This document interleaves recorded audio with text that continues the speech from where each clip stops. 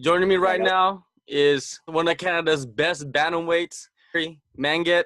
Welcome to Kumite Radio. What's going on, man? not much, man. Just chilling out here in Mumbai, getting ready to fight this weekend. Now, before you got to Mumbai, talk about the training that you were doing. Where did you train? Who did you train with? I surround myself with a pretty solid team back home. I got the ONE FC champion, Bibiano Fernandez. I got UFC featherweight Jeremy Kendi. Also got a lot of other guys that are up and coming. Craig McLean, Justin Daly, Tyler Jackson, who's an OG of the game. I know I'm going to be missing a few, but we get a lot of guys that come in that we all kind of have an open door policy where we all train together. I also train at 10th Planet out in Coquitlam underneath Eddie Bravo's black belt, Abil. I do my strength and conditioning with Ibi Ali at New Edge Alliance. So I got a pretty solid crew. I got to travel around Vancouver and stuff to get my work in, but I got a solid system all kind of set up there. And then also sometimes travel back out to Montreal to TriStar Gym and also down to AMC here and there. Well, you're in Mumbai. You're all the way across the world, and you're going to be there for 6 weeks. So not having your team, not having all those locations to go and train at, how does it feel for you right now? Are you comfortable? It takes adjustment, right? But you got to take responsibility for yourself. So that's one of those things where, like, here, obviously I'm not working with the same coaches I work back at home, but I've transitioned into building a relationship with certain coaches that are starting to begin to understand me. For anybody holding pads for me, first of all, I'm a southpaw, so you got to adjust to that. You kind of have to roll with it, man. You kind of have to hold yourself responsible and kind of try to match the work ethic you were putting back home and not get lazy, because no one here is going to make you do anything. It's on you. Some of these guys out here, they're on vacation. Some of these guys, they're chilling out here. They just go into the gym and lift weights. I'm holding myself to a different situation. I hold myself to it. I'm still training twice a day. This is your second time in Mumbai. The first time was last April for Brave FC. You were in the co-main event. You were kind of like you're Indian, but you were the foreigner coming in and facing like a hometown guy. How was that experience? It was different. We were the co-main event, but we were the unofficial main event. So everybody was there. They bought tickets to see our fight. It was nuts, man. It was a crazy storyline built up to that. A lot of the guys here were guys that were training with them. A lot of the guys here were at that fight. It was crazy because at that time I was kind of like, I had to earn their respect here because they were standing behind their guy from here. But you have to use the platform that you have to kind of explain that. Listen, it's I still hold this. I was raised under Indian values. I was raised under Sikh values. I was raised under Punjabi values. What I represent around the world is the values that I was brought up in the home. My parents are first generation in Canada, so they're from India. So it's not like I'm completely disconnected. If anything, I feel like I'm more connected than a lot of people here. The way that I absorb the history, the way that I use my ancestor stories as strength going into kitchen, it was all written here in India. So other than me living in a different location, I would say I was more Indian than this guy. But then after the fight, it seems like I earned the whole crowd. I earned the respect of everybody. It was because I was a guy that moved up 2 weight classes to prove a point, that it came down to technique and that I could beat the bigger man on his home soil. And that's exactly what I did. Did you feel a lot of pressure going into that fight because of the whole atmosphere of the fight? Of course, I feel pressure in every single fight I go into. I feel pressure for this weekend's fight going into it. I hold myself to a certain degree of performance. I have pride also. I don't like to let people that support me down. I like to back up what I'm saying. I like to back up all the hard work I put in. So it didn't really matter if the storyline was me coming to India or if I was fighting in Vancouver at just a local place there. The pressure is always there for every single situation. You never know. This is mixed martial arts. That's what makes the butterfly start. That's what makes the anxiety high about it. That's what makes you nervous. It's not planned out. You don't know what's going to happen. one punch lands, and we've seen upsets in this tournament. We've seen a lot of upsets in here. So I don't want to be on the receiving end of one of those upsets. So you're always it doesn't matter who the guy is across from you. The pressure is always there. I guess you might have a big target on your back because you do have a name. You fought there before on a major promotion. Do you think there's a target on you? Like a lot of those guys are making their debuts. They don't have many, fights on their professional record. Well, the guy that I'm fighting this weekend does have quite a bit of fights. He's 7-2, I believe. I feel like I'm the dark horse in this tournament. I feel like they're not talking about me. I feel like they got guys, and the thing is, my weight class is probably the most stacked weight class. You got guys like Agasa, you got the Bengal Tiger, Dhruv Chaudhary. So everyone's talking about them because they were on the last season. No one's seen me in the cage yet. I've been doing the commentary gig on the side and stuff, but no one's seen me in action yet. So I don't think I have a target on me yet. And I don't think I'll have a target. I think after the statement I will make with this fight, these guys are going to avoid me in every way possible. They'll pull out with fake injuries. They'll pull out with whatever they got to pull out of. So I feel like they're the targets. I'm coming after them because they somehow have the name here. But like you go out of India and it's my name that shines over any Indian fighter. But yeah, in this tournament right now, I would say my team's the dark horse, and I'm the dark horse in this tournament. You're used to fighting in the co-main event of on the main card towards the later portion of the night. But in the Super Fight League, the bantamweights start to show. Yeah. What is the mindset? Is your mindset different? Is it better for you to fight first? I love it. Yeah, exactly. You get it over with. The hardest part of fighting is sitting in the back waiting. The weight game is the hardest damn thing. It's not when you get in the cage. It's that build up. It's the build up. So the fact that I can just get in there and get out, that's how I want it. There's a lot of different things in this situation. The fact that right after that fight's done, right after I win that fight, I'm literally back in training camp for the next week's fight. Win that one and back in that. Like we're used to fighting once and then taking a couple weeks off and then doing another 6 to 12 week camp. So fighting once every 3 months. This is literally every 6 to 7 days. So you're trying to keep your body fresh also. So being the first fight, also as the captain and the bantamweights, I like that idea. But this tournament, it takes a toll on you emotionally. You got to be mentally in check at all times. Because once it starts this Saturday, I could be possibly fighting up to 4 times all the way till March 17 and doing weight cuts every single week. Like I am right now, and just got to stay on top of my game mentally because physically you're not going to get much better. You're cutting weight literally. You get a cheat day on a Sunday, and on Monday you're back on trying to get the weight down because you're weighing in on one of those days again. So it's a whole different format than I'm used to, man. It seems like these guys that were in it last year are more used to it. They found it weird that I said I fight every 6 to 12 weeks or every 3 months or something like that. For me, this is like totally something new. The fact that there's 3 fight cards literally happening every single week and being on one of them and plus the same guys fighting again the next week.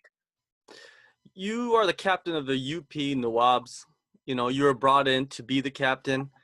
What are some of the responsibilities you have as the leader of your team?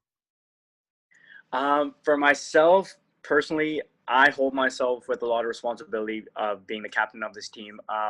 Originally, UP Nawabs were not my first choice to be the captain, and I've been pretty honest about it. I wanted to be on the share team because I've always gone around the world representing my father's roots, which are my roots in that stuff, Punjab area. Mm-hmm. But Bill DeSange approached me to be the captain of the UP Nawabs. And then when I really thought about it, it just kind of hit me that whenever I'm representing my father, I always think I'm representing my mom as one. So I always say I'm representing my dad. My mom was born in UP. My grandma is from UP. And my grandma passed away a few months ago. So for me, I've always wanted to represent her spirit. And that's one of the things that got me on that plane to come over here because I truly am doing it to represent my grandma, to represent my mom. So in every single fight, that's what I want people to know, that I'm in there fighting with her spirit. As far as carrying the team, I'm just trying to give as much knowledge as I can, as quick as I can. I know that you can't change day and night in this short a time. I'm just trying to get them to mentally switch on. A lot of these guys, they work on the physical side, but they don't focus on the mental side or the spiritual side at all.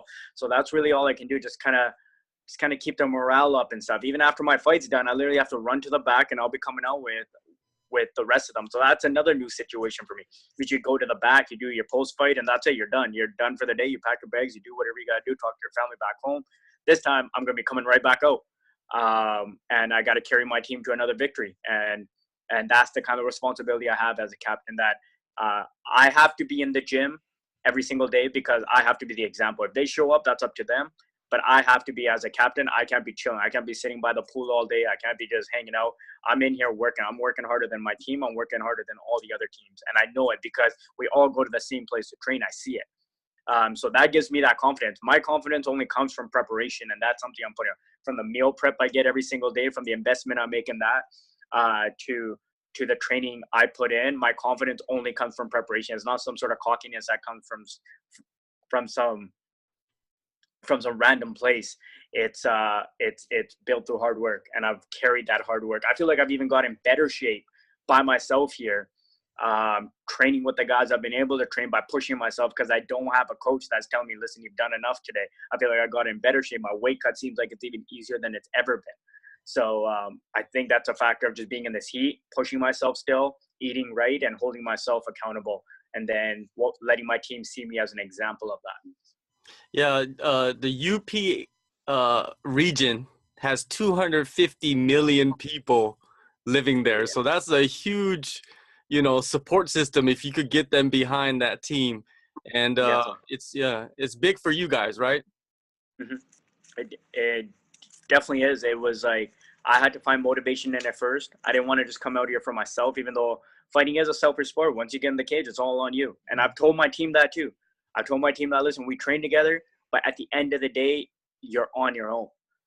That's just me being straight up honest, and that's the truth. I'm not going to lie to them, say I'm in there helping you. It's the truth. You're on your own. You want to prepare, you prepare. I can't help you. You take a loss, you take a loss. You take a victory, it's all on you. The win is yours. The loss is yours also. So that's on you. So I'm pretty straight up with my team about those kind of things, because I'm not used to a team format. We don't really work in a team format back home. It's you and your record, and that's it. Here, I got to care for my record, but I also want to take my team to the championship. Last weekend, you made your commentating debut for Super Fight League. How was that experience? I'm pretty sure that was more nerve-wracking than actually fighting, right? Yeah, it was interesting. It was cool though. Like, I can see myself doing it, but it's just like, when you have your first few MMA fights, you're trying to figure out your own rhythm. You're trying to get into your own groove. You're trying to figure out what you like to do, what you like to say, what kind of angle you want to take, and how you want to approach the audience. You're responsible for educating a billion people on the sport. You also got to keep them entertained and make sure they're not bored to death by it either. So those kind of things, I was trying to bring my personality out in it. It was nerve-wracking. It was cool. I could be possibly doing it after my fight this weekend too, like the next day, not on the fight day on my own.